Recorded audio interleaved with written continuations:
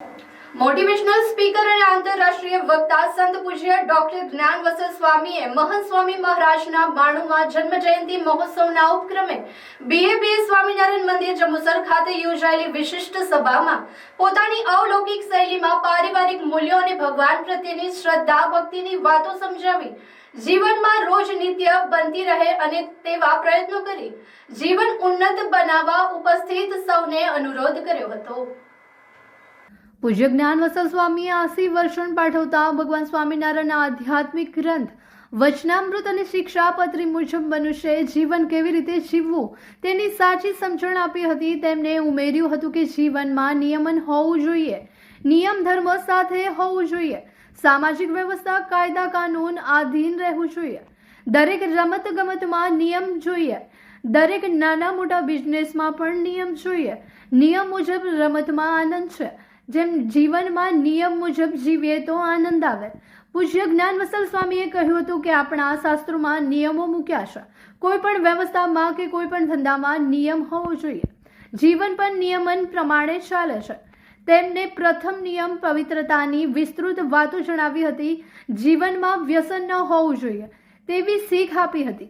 ભારતમાં તંબાકુના કેન્સરથી દર કલાકે 82 લોકો મૃત્યુ પામે છે, દર મિનિટે 3 લોકો મૃત્યુ પામે છે। વ્યસનથી આપણે આપણા પરિવાર સાથે દગો કરીએ છીએ। પ્રયત્નથી ગમે તેવા અઠંગ વ્યસન ત્યાગ થઈ શકે છે। વ્યસન મુક્તિથી આર્થિક અને સામાજિક લાભ થશે। પ્રાર્થના સાથે પુરુષાર્થથી વ્યસન મુક્ત થવાશે। 2016માં સુરત જન્મ જયંતિ ઉત્સવ હતો। અરવિંદ બબલ રોજના 50થી વધુ સિગારેટ પીવાથી આદતવાળા અરવિંદભાઈએ મહંત સ્વામીના પ્રથમ દર્શનથી વ્યસન મૂક્યું હતું અને પોતાના સંપર્કમાં આવનારને પણ વ્યસન મુક્ત કર્યા। આ વેળાએ તેમને વ્યસન મુક્તિ કાર્યોની પ્રેરક વાતો અનેક દાખલાઓ સાથે સમજાવી હતી। પૂજ્ય જ્ઞાનવસલ સ્વામીએ બીજો નિયમ પારિવારિક મૂલ્યોનું સંવર્ધન કરવું। ગુરુહરિ મહંત સ્વામીએ ઘણી વખત કહ્યું છે કે જેમાં સંપીને સમજીને સાથે રહીશું તો સુખી થઈશું। પ્રમુખ સ્વામી મહારાજ કહે છે કે અગ્નિની સાક્ષીએ ભેગા થયા છીએ, અગ્નિની સાક્ષીએ છૂટા પડવાનું છે તેમ જણાવી 2025માં ઇન્દોરમાં છેલ્લા 40 દિવસમાં 150 લગ્નો છૂટા પડ્યા છે। એમાંથી ઘણા લગ્નો લગ્નના થોડા કલાકો થોડા દિવસો પહેલા લગ્ન તૂટ્યા। સાંપ્રત સમયમાં લગ્ન જીવનમાં થઈ રહેલા ભંગાણની વિસ્તૃત વાતો સમજાવી। પહેલા દહેજના કારણે લગ્ન તૂટતા હતા, હવે સોશિયલ મીડિયાના અવિવેકથી સામાજિક પ્રશ્નો આવે છે। પૃથ્વી ગોળ છે એટલે ગમે તેમ તેવા ખોટા કાર્યો જાહેર થાય છે। સંબંધોમાં શ્રેષ્ઠ વફાદારી હોવી જોઈએ તેમ જણાવી પારિવારિક મૂલ્યોમાં સંબંધો સાથે રહેવાની દ્રઢતા સમજાવી હતી। તેમણે એમ કહ્યું હતું કે અંધારામાં એકલા પણ ખોટું કાર્ય કર્યું હશે તે જ્યારે સૂર્યોદય થશે ત્યારે પ્રોત પ્રકાશ છે।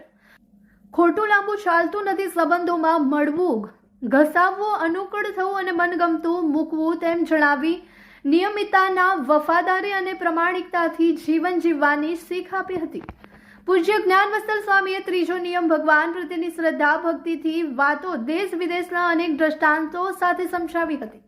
જીવનમાં શ્રદ્ધા અને ભક્તિ દ્રઢ કરવા સાથે ભગવાન પ્રત્યેની ભક્તિ તેમજ જીવનનો ધ્યેય હોવો જોઈએ। 24 કલાકમાં 1 કલાક ભગવાનની ભક્તિમાં આપવો જોઈએ। તેમને ભગવાનના મંદિર દર્શન અને નામ સ્મરણથી અનેક પ્રકારના ફાયદા થાય છે। સંતના દર્શનથી પણ અનેક પ્રકારના લાભ થાય છે અને જીવન ધન્ય બને છે।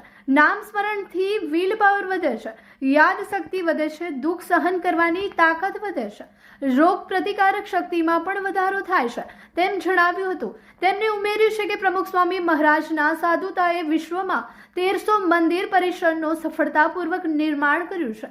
દરેક વ્યક્તિ પોતાની મહેનતથી ભાગ્યથી જીવે છે। પ્રમુખ સ્વામી મહારાજ 3.5 લાખ ઘરે પહોંચ્યા હતા, વ્યક્તિગત પ્રશ્નોના સમાધાન આપ્યું હતું। મહંત સ્વામી મહારાજ કહે છે કે જીવનમાં ભગવાન પ્રત્યેની શ્રદ્ધા ભક્તિ કરવી। અંતમાં પૂજ્ય જ્ઞાનવસલ સ્વામીએ 2 ફેબ્રુઆરી 2026ના રોજ વડોદરાના આંગણે મહંત સ્વામી મહારાજના 92મા જન્મ જયંતિ મહોત્સવની ઉજવણી થનાર છે, તો આ ઉજવણીમાં સહભાગી થવા ઉપસ્થિત સૌને પધારવા આમંત્રણ આપ્યું હતું। પ્રારંભે તૂટે હૃદય તૂટે ધર સવાજ સૌએ નિહાળ્યો હતો। આ વેળાએ સત્સંગ દીક્ષા ગ્રંથના 315 શ્લોક સંસ્કૃતમાં મોઢે કરનાર બાળ બાલિકોનું સ્મૃતિ ભેટ આપી સન્માન કરાયું હતું. જંબુસરના યુવકો દ્વારા 92મી જન્મજયંતિ નિમિત્તે આમંત્રણ આપતું સ્વાગત નૃત્ય રજૂ કરાયું હતું. આ વિશિષ્ટ સભામાં પૂજ્ય જ્ઞાનવીર સ્વામી, યસુનિલય સ્વામી, બ્રહ્મનિલય સ્વામી, યજ્ઞજીવન સ્વામી, શુભચરિત્ર સ્વામી, શ્રીજી વંદન સ્વામી સહિતના જંબુસર શહેર અને તાલુકાના આગેવાન પદાધિકારીઓ, અધિકારીઓ, વડીલ સત્સંગી ભાઈઓ, યુવકો અને બહેનો મોટી સંખ્યામાં ઉપસ્થિત રહ્યા હતા. અંતમાં આભાર વિધિ પૂજ્ય જ્ઞાનવીર સ્વામીએ કરી હતી. કાર્યક્રમને સફળ બનાવવા પૂજ્ય જ્ઞાનવીર સ્વામીના સાનિધ્યમાં જંબુસર પંથકના સત્સંગીઓએ ભારે જહેમત ઉઠાવી હતી.